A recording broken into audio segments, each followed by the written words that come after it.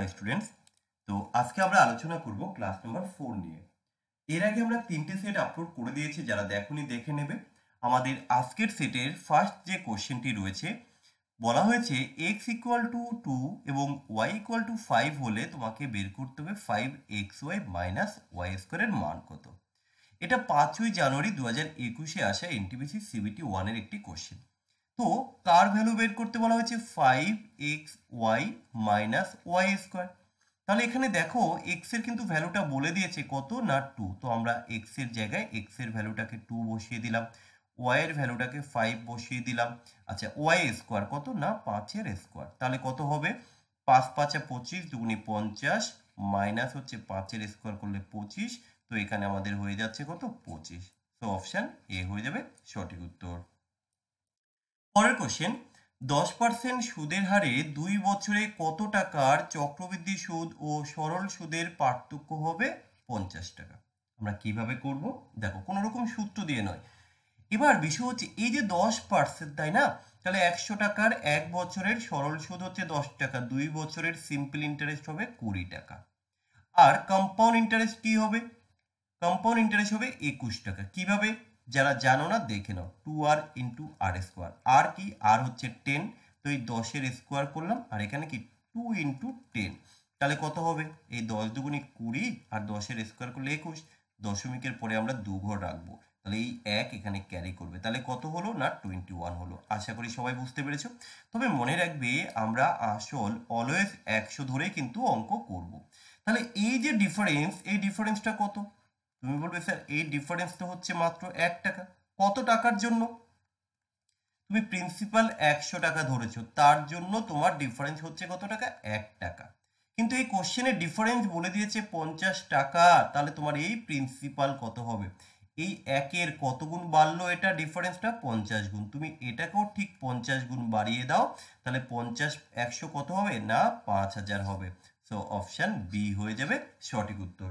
ওকে, পরবর্তী question, question number 18 কি বলা হয়েছে দেখো, যদি একটি দ্রব্যের দাম 25% বৃদ্ধি পায়, তাহলে ওই দ্রব্যগুলির ব্যয় অপরিবর্তিত টাকার জন্য ব্যবহার কত শতাংশ কমাতে হবে। ঠিক এই কোশ্চেনটি আমি শর্ট ভিডিওতে দিয়েছিলাম, অনেকেই ধরতে পারেনি কনসেপ্টটা, তো এখানে ক্লিয়ার করে দেব। আমি শর্টে যেটা করেছিলাম সেটা প্রথমে লিখছি। দেখো এই যে 25% বৃদ্ধি পেয়েছে, তো এই 25%কে আমি লিখতেই পারি 1 বাই কত 4। তাহলে দেখো বৃদ্ধি পেয়েছে, তার মানে 4-এ 1 বৃদ্ধি পেয়েছে, তাহলে কত কমাতে হবে? 5-এ 1 কমবে, 5-এ 1 কমবে। আর আমরা জানি এই 1/5 ইকুয়ালটি হচ্ছে 20%। এটা কি করে করলাম? এই যে ফ্র্যাকশন থেকে পার্সেন্টেজে কনভার্ট করতে আগে জানতে হবে। ওকে, তো এইভাবে তো আমরা 20% উত্তর করে দিলাম, অনেকেই বুঝতে পারিনি। এবার ডিটেলসটা দেখাচ্ছি। এই যে 25%, এই 25কে আমরা লিখতেই পারি 25/100। এটা কাটলে কি হবে 1/4, তাহলে এটা বৃদ্ধি পেয়েছে, তাই না? তার মানে আমি কিভাবে বলতে পারি দেখো তো, আগে যদি দাম থাকে 4 টাকা, এখন দাম হলো 5 টাকা, কারণ এই যে 1 টাকা বাড়ানো হয়েছে। তাহলে 4-এ 1 বাড়লো, এই যে 4-এ 1 বাড়লো। ওকে, এবার কি বলেছে? তাহলে ব্যয় অপরিবর্তিত রাখতে গেলে ব্যবহার কত কমাতে হবে? ব্যবহার কমাবো, তার মানে আমি আবার আগের অবস্থায় আসবো। ধরো আমার ব্যবহারটা 5 আছে, তাহলে কমাতে চাইছি, কমিয়ে এখন কততে আসবো? 4-এ আসবো। তাহলে কত কমবে না 1 কমবে। তাহলে আমরা বলতে পারি 5-এ 1 কমছে। এই দেখো 5-এ 1 কমেছে, তাহলে এখানটা আমি লিখলাম 1/5, এটা কমেছে। এবার দেখো 1/5 দেখে 20% করে দিয়েছি, কি করে? ইনটু 100 করতে হয়, তাই না? তাহলে এখানে কত 20%ই এসে যাবে। আশা করি এবার প্রত্যেকে বুঝতে পেরেছো। পরের কোশ্চেন, বলা হয়েছে 2/5 এর 350%, 350 এর আর 2/5 তার সাথে আমরা 250 এর 30% যদি যোগ করি কত হবে? তাহলে 5 দিয়ে যদি এটাকে কাটি কত হবে? 570 হবে। আর এই শূন্য এই শূন্য এই শূন্য এই শূন্য কাটলাম, তাহলে 140 প্লাস হচ্ছে 3×25 75। চলো যোগ করি, খুবই সিম্পল কোশ্চেন ছিল এটা, যে 5ই জানুয়ারির কোশ্চেন। 7 আর 4-এ 11-র 1 হাতে 1, 215, এই যে 215। ওকে, তো কোশ্চেন কিন্তু অন এভারেজ মোটামুটি ঠিকঠাকই আছে, শুধু একটু সঠিক হইতে প্র্যাকটিসটা করা দরকার। তো সবার প্রথমে বলবো, অধ্যায়ভিত্তিক অঙ্কের পাশাপাশি তোমরা প্রিভিয়াস ইয়ারটাকেও অধ্যায়ভিত্তিক করার চেষ্টা করবে। দেখো নেক্সট কোশ্চেন কি বলা হয়েছে, একজন ছাত্রের বিজ্ঞানে পাশ করার জন্য 20% নম্বরের প্রয়োজন। সে 10% নম্বর পেয়েছে এবং 20 নম্বরের জন্য ফেল করেছে, তাহলে পাস মার্ক কত ভালো করে বুঝবে। তাহলে ধরো কারো 20% নম্বরের প্রয়োজন পাস করার জন্য, সে কত পেয়েছে? 10% পেয়েছে।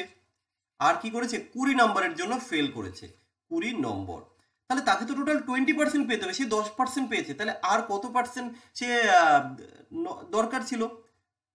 তাহলে 20 নম্বরের জন্য কিন্তু সে ফেল করেছে, তাহলে তাকে কত নাম্বার পেতে হবে? এবার এই জায়গাটা একটু ভালো করে বোঝো। 20% নাম্বার তাকে পেতে হতো, তাহলে 10% পেয়েছে এবং 20 নম্বরের জন্য ফেল করেছে এই 20 নম্বর, তাহলে তার মানে কি এই 20 নাম্বারটাই তো হচ্ছে 10%, কারণ তবেই তো 10-এ 20%, আর 20% পেলে সে পাস। তাহলে আমরা বলতে পারি যে 10%টাই হচ্ছে 20 নাম্বার। তাহলে এখানে বলা হয়েছে পাস মার্ক কত। তাহলে দেখো পাস মার্কটাও তো আবার এই 20%, তাহলে দেখো এই 10% ইজ ইকুয়াল টু যদি 20 নাম্বার হয়, তাহলে এখানে পাস পার্সেন্টেজ বা পাস মার্ক হচ্ছে 40%, আর এই 40% নাম্বারটা হচ্ছে কত? সরি 20%, 20% নাম্বারটা হচ্ছে কত? 40। এই যে এখান থেকে অপশন সি হয়ে যাবে। আশা করি ক্লিয়ার বুঝতে পেরেছো।